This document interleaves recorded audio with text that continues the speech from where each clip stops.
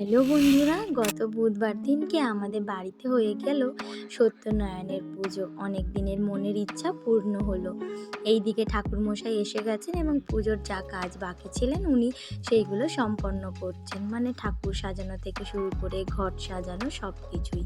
আর এইখানে আমার কাকিমারা পিসিরা মিলে ফল কেটে নিচ্ছিল, আর এইখানে সিন্নির কলা ছাড়িয়ে নিচ্ছিল।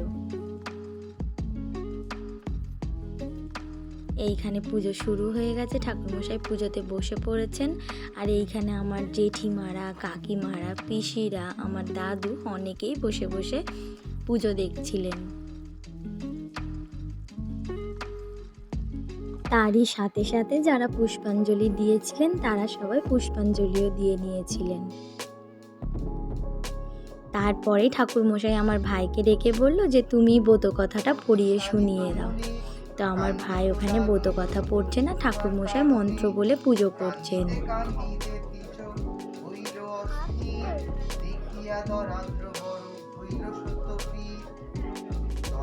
তারপরেই ঠাকুরমশাই হোমের সব আয়োজন সেরে নিয়ে হোম করতে বসে গিয়েছিলেন।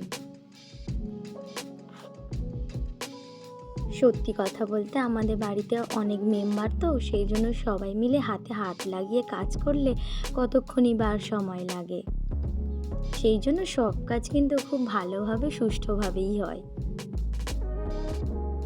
কোনো কিছু অসুবিধা হয় না। এইখানে ঠাকুরমশাইয়ের হোম প্রায় শেষের দিকে হয়ে এসেছে।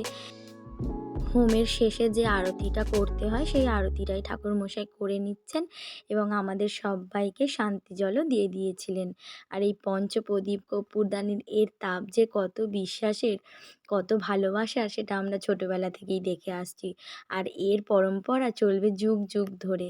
আমরাও আমাদের ছেলে মেয়েদের জন্য এই তাপ আঁচলে করে বেঁধে রাখি, ঠিক যেমন আমার মায়েরা রাখতেন। তারপরেই চলে এলো প্রসাদ খাবার পালা। এই প্রসাদ আর সিন্নি খেতে আমার দারুণ লাগে। কার কার আমার মতন এরকম সিন্নি খেতে ভালো লাগে আমাকে কিন্তু জানাবে কমেন্ট বক্সে। এই বছরের মতন আর ঠাকুরের আশীর্বাদ নিয়ে আমাদের সত্যনারায়ণের পুজো সমাপ্ত হলো।